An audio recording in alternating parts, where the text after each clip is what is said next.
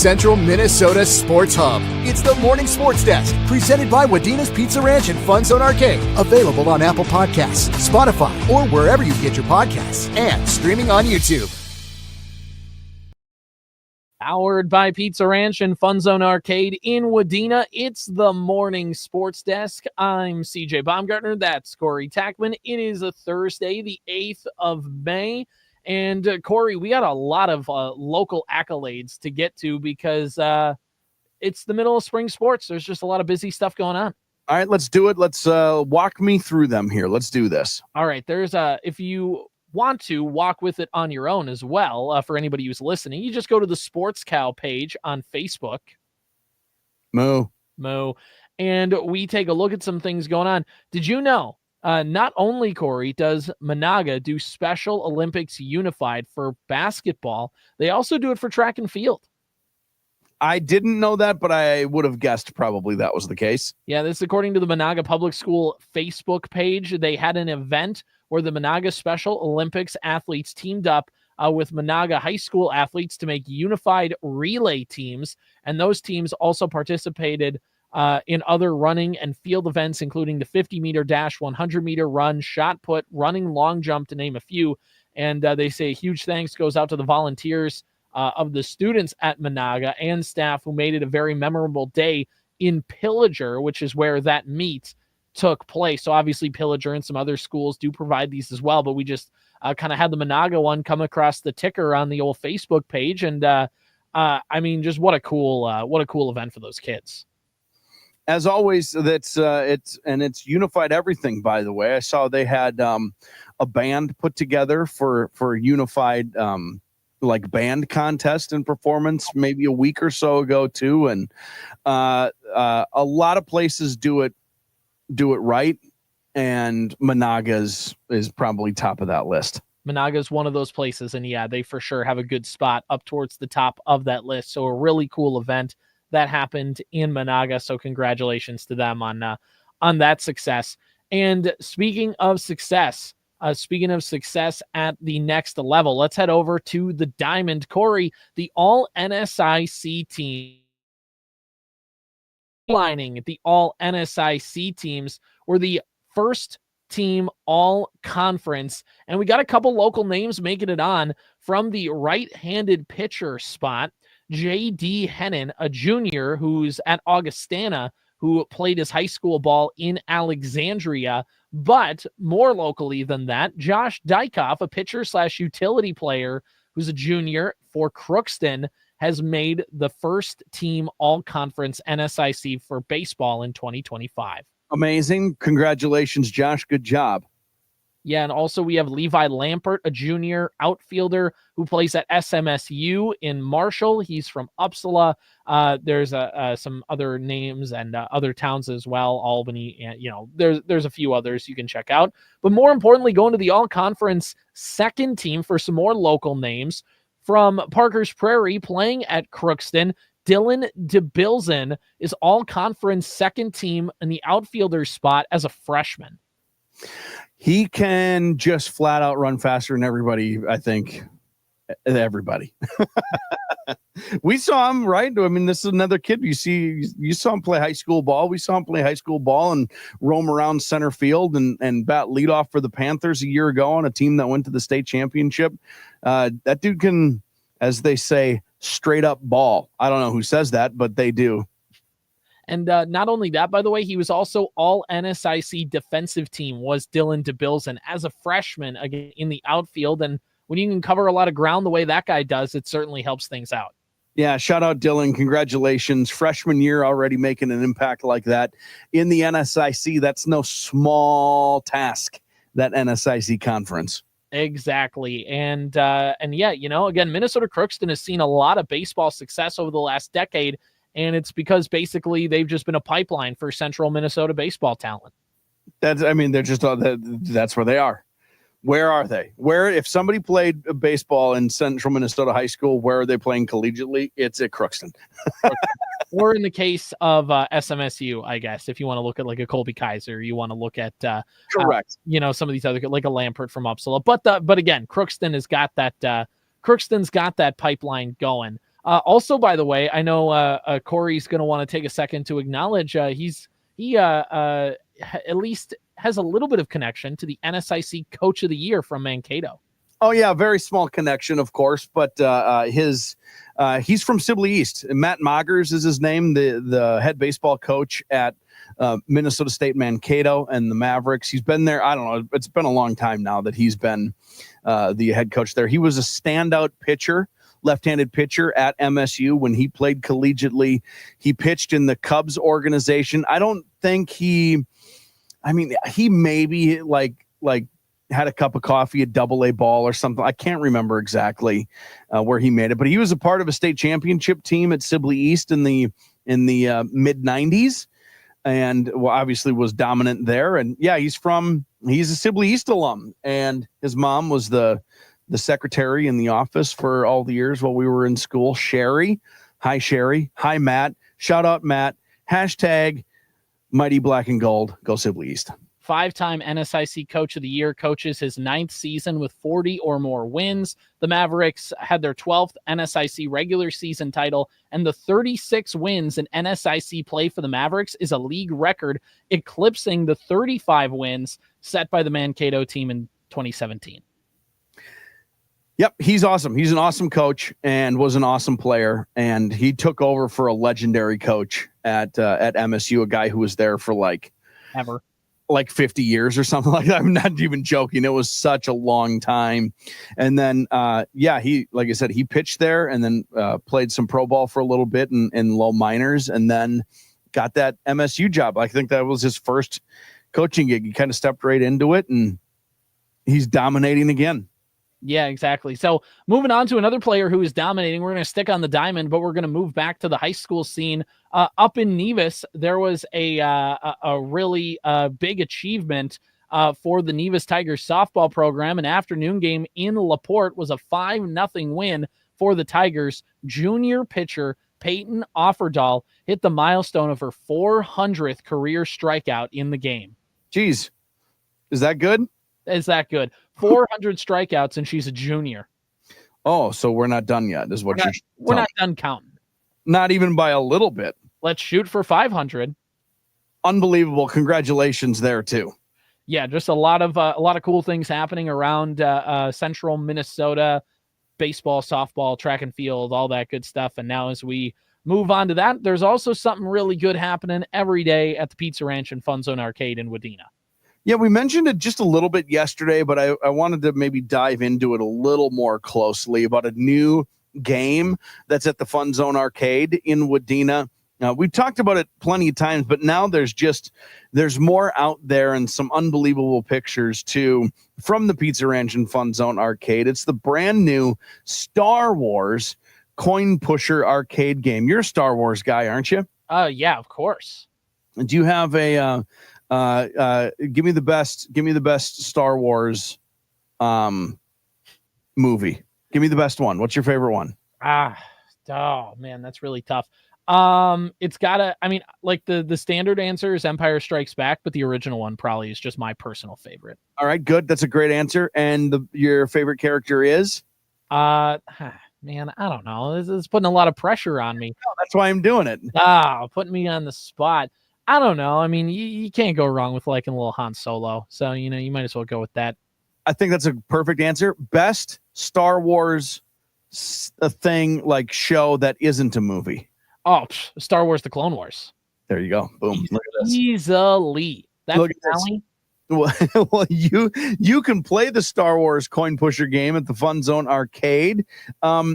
Unbelievable cards that you can win. We're talking about great prizes for kids, for teens, for lifelong Star Wars fans. And if you check out the FunZone Arcade, Pizza Ranch and FunZone Arcade on Facebook, you can see a couple pictures of the games, but then you can also see the different card options that you can win. Just unbelievable stuff happening at the Pizza Ranch and FunZone Arcade. Go play, go eat, go have yourself a time, and thank them for being a part of the morning sports desk. All right, Corey, let's talk a little Minnesota Twins because they've won 4 in a row. Yet again, they have strung some wins together. They are now 2 games below 500 and have a chance to get 1 game below with a victory if they can get a sweep of the Baltimore Orioles. Coming into this series, the Twins had a 10-game losing streak against Baltimore and now have won 2 in a row, and coming off 4 straight games now with a home run for Byron Buxton. That guy just continues to mash the baseball. Mashing. He's mashing it. He's mashing it. That is a reference. This is a reference to a thing I cannot tell you right now. He's crushing baseballs, right? He's it's a thing we've known about Byron Buxton since the day he was born. He is an unbelievable baseball player when he gets the chance to play. When he gives himself a chance to play the game, he's a difference maker. And when he is on a heater, there is almost nobody better in baseball than that guy. And he's in the middle of a heater right now. I'm trying to find the stat here. This is according to Aaron Gleeman of The Athletic, and what he pulled up talking about Byron Buxton was, as I'm waiting for my stat to load up here, he was talking about Buxton and what he's been able to do over the last handful of games, over those last 20 games. In his last 23 games for Byron Buxton, he's hitting .315 with 8 homers, a .652 slugging percentage, and it's also 5 for 5 on steals, 21 RBIs, and 20 runs scored. Is that good? He is a difference maker. When he plays baseball, there's just not a lot of guys who can do what he does. Mm-hmm. Yeah, turns out, CJ, it's really good. His sprint speed, by the way, still top 2 in baseball. Him and Bobby Witt go back and forth. But again, Buxton is 31. Witt's like 25. And the fact that he's still able to do that again shows just how elite he is. And again, and with I don't know how many, 19, 20, 21,000 below the hip injuries, and he's still able to do that. Exactly. It's insane. Now, again, somebody could be in the comments and they could go, well, he's just going to get hurt again. And probably. But right now, I just have gotten to the point with Byron Buxton where when that guy's on the field, I'm just appreciating what he does, because there's the stereotype, the ball just jumps off his bat differently. And normally I kind of roll my eyes at that until I've been to multiple Twins games where Byron Buxton has hit a home run. And I got to tell you, the ball just does jump off his bat differently. I don't know how to explain it. He's awesome. I don't know. We're just going to spin our wheels on this. The guy's an unbelievable baseball player when he plays baseball. Mm-hmm. He just doesn't play baseball enough. Exactly. And, I think too, there's a couple things that we need to acknowledge with the game itself is the fact that a Twins pitcher not only didn't commit an error, but made a web gem. Did you see Louis Varland field that ground ball? I did. Weak little ground ball hit up the first base side in between the pitcher's mound and first base. He's rolling to chase it, dives at it with the glove, kind of pulls himself up as he's rolling on his seat, flips over to Ty France at first base to get him, as there were 2 on, I believe there were runners on the corners, or maybe 2 on and 2 out or something like that in a 1-run ball game. And Varland keeps it at a 1-run game. And then the next inning, Harrison Bader comes in and tacks on, which again, the only Twins offense to that game was the Buxton bomb. Harrison Bader comes in, hits a 2-run home run, gives the Twins a 3-run cushion in the 8th and 9th, and then Jackson Duran take care of business there, which again, it's just, I was asked yesterday, what was the turning point in the game, or what was something that was huge? And it was the Varland thing, because the Twins could have very easily thrown that ball into the dugout and, it's a tie game and here we go again. And whatever, and makes that play. And then also the Twins just add on. It doesn't need to be a lot, but it's just enough to where it's okay, we're not playing in a 1-run game every single inning all day long. It's just nice to see that seemingly plays like that and games like this have gone against the Twins all season long so far, to the tune of nearly 40 games now.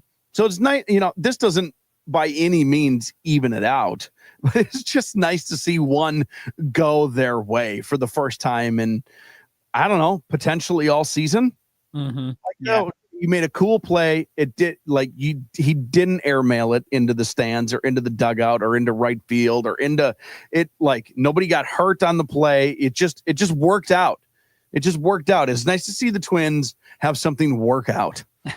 Yeah, it's just nice to see that happen. The standings, though, haven't worked out in their favor. In the last 10, the Twins are 6-4. Unfortunately, the Royals are 8-2. The Guardians are 7-3, and so are the Tigers. The Tigers are in first place at 23-13. They have a game-and-a-half lead over the Guardians at 22-15. The Royals are 22-16, 2 games out of first place. The Twins at 17-20 are 6.5 games out of first place. They're 6-4 and they're 10 and have lost ground on every single team in the division. Yes. That's insane. Mm-hmm.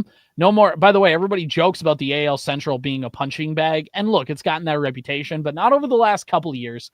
And most notably, when you look at like the AL West, only has 2 teams above 500. The AL East only has 1 team above 500. And again, if you look at that, it means if you're wild card chasing, hey, Twins are still there. We're division standing watching in May. Like this has any big implication. The important thing is just don't bury yourself. You heard it here first. CJ said the American League Central is good. It's not as bad as everybody wants to clown on it. It's the worst division in baseball. And then I look at the NL West and because everybody goes, oh yeah, well they just beat up on the White Sox. And then every NL West team beats up on the Rockies. And they're like, wow, the Giants are just good again. I don't know what to tell you. Anyway, so they go for the sweep today. By the time you're listening, you'll probably already have an idea of what's happening. Joe Ryan is sick. Bailey Ober is instead making a start. So we'll see.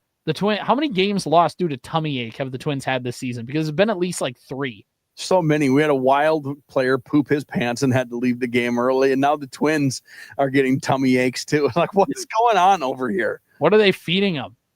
They must have, I would imagine that all of those players were hanging out with the Timberwolves prior to game 1, too, which is, I mean, that's what else is left. I know.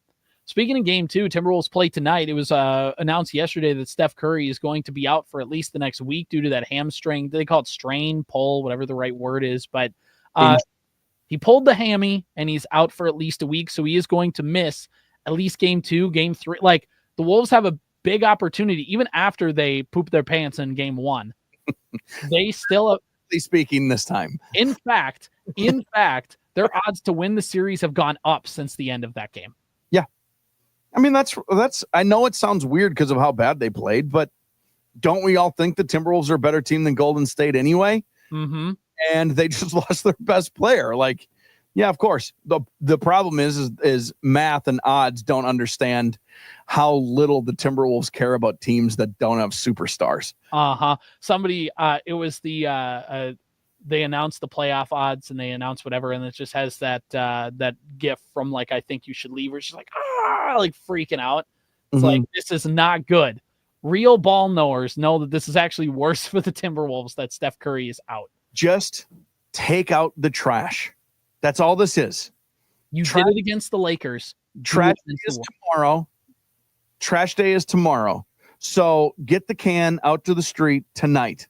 Just do it tonight so you don't have to do it before you go to work in the morning. You're going to be running late in the morning. You're going to remember at the last second. Now you're going to have to run around. Just do it tonight. Take out the trash tonight.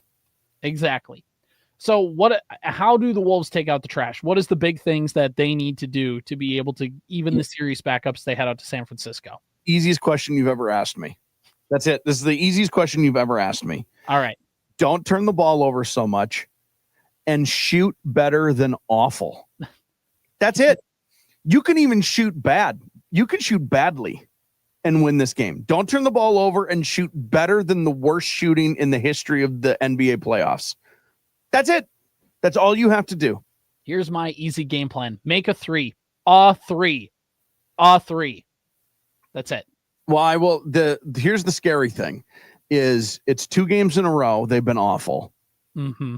And Boston for 2 games in a row has also been awful. So there is from 3 in particular. So there is just like you can't rely on it just going away. You kind of have to hunker down here a little bit and refocus. Mm-hmm. I think there was a meme with the Celtics, and I saw it yesterday, and I saved it on my phone just in case things go wrong for the Wolves tonight. It's like a text conversation, and it just has like like a guy's trying to ask out a girl, and it's like, this tonight, queen, this tonight. And it's just, instead of like whatever he was texting, it just says drive to the basket tonight, queen. Drive to the basket tonight, please. That's, if the Wolves are once again doing the same thing they did in the first half, that's for sure going up on my Twitter page. You sent it. Celtics are 25 of 100 from 3 in their last 2 games. The Wolves are 12 of 76 from 3 in their last 2 games. They're having a brick off. So they both really suck right now, and there's a reason why those teams are combined down 0-3 in their series. Now, that being said, this is another thing in Eastern Conference playoffs that I find fun, is the fact that there's a chance, and again, this is 2 games, so you got to win 4. So whatever. I'm not saying that series between Boston and New York is over, considering both of those 2 teams' franchises' histories. Like that, to think that series is over now would be silly. But wouldn't it be really funny if everybody gave Karl-Anthony Towns so much hate over Joel Embiid, and then the knock on Embiid is that he couldn't make a conference finals, and Karl-Anthony Towns could make 2 of them in each conference. Consecutive years.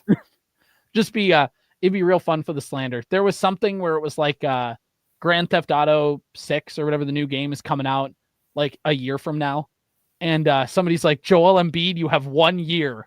It literally will take Rockstar Games. It's a shorter amount of time it takes Rockstar Games to make a Grand Theft Auto than it will to have Joel Embiid reach a Eastern Conference Finals. I actually had the thought last night, and then when you sent that the stat about the 3-point shooting, I had this thought of like a Boston Timberwolves finals game. Where they both have their bad shooting game on the same night. Oh, and that final score would be somewhere in the vicinity of, what do you think? 68-63? It'd be like one of those hard-fought barn burner shootouts from 1972 in the NBA. Right, but the opposite of that, on opposite day. Right. Could you imagine that, like this? And by the way, that has been Boston's problem all year long also. They just, when things are not going right, they cannot put the ball in the ocean. They can be standing on the beach and not throw the ball into the water. These teams have the same problem, and they insist on it. I just imagined like a game 3 of an NBA Finals that the Timberwolves would have to hope to squeak out in the 70s, because I don't know why. I don't know why or how they would win that game. It insists upon itself. But I just pictured that. I just pictured the social media firestorm that would follow that game. It would be incredible to see that sort of misery in a finals game. Plus, also that would mean the Timberwolves would be in the finals, which would be cool. Right, exactly. Look, this, again, even if they lose tonight's game, it's not over. Again, we saw Denver rattle off 3 straight wins against the Wolves last year when they were up 2-0. It doesn't mean anything, but that doesn't mean anything, but it doesn't mean as much as people will make it out to be if the game doesn't go your way. And also the Wolves win. It doesn't mean that the series is completely back in their direction, but you just have this opportunity in front of you. Please, for the love of God, just take it. You have an opportunity to get up on this series and bury Golden State without Steph and get to your back-to-back Western Conference Finals against either OKC or Denver, and those 2 teams are bludgeoning each other right now. Like, you have an opportunity. Golden State is going to be aggressive. They're going to be physical and aggressive in this game to come out because they don't have Steph. This is going to be an old school Jimmy Butler, get out of my way, Draymond Green hitting backdoor cutters. They're going to come out motivated without Steph. Well, and they're going to be annoying. Right. They're going to come out and you're going to feel an elbow in your ribs early in this game. Well, so especially too, because Chris Finch yesterday in the media availability said they sent clips to the league about how they were boxing out Rudy. And Steve Kerr's like, yeah, we noticed that. We could also send clips to that, whatever. Like, so they're all like, if you want bulletin board material for the Warriors, like somebody like Draymond Green being like, oh, you think I'm physical now? Like, well, let you turn it up. Those stories they always make a big deal of those in the playoffs. Guess what happened for 82 games leading up to the playoffs? Right. Like those guys who sit in the second row, that's their job. They just are documenting, and like second quarter, 12-27, we're going to send that one. Like, they just know. They're sending clips all the time. Bulletin board material. Here we go. Wolves tonight. I think they win. I'm not saying it's going to be pretty. I think they'll win, though. I mean, my Wolves in 5 prediction is going to be sweet now, isn't it? Yeah, when they win 4 in a row. Yeah. Yeah. Got to win 1 to win 4 in a row. Hell yeah. You can't win 4 in a row without winning the first one. All right. There it is. Morning Sports Desk, powered by Pizza Ranch and FunZone Arcade in Wadena. Peace out. Powered by Wadena's Pizza Ranch and FunZone Arcade. Follow the Morning Sports Desk on Apple Podcasts, Spotify, or wherever you get your podcasts. And watch every show on YouTube.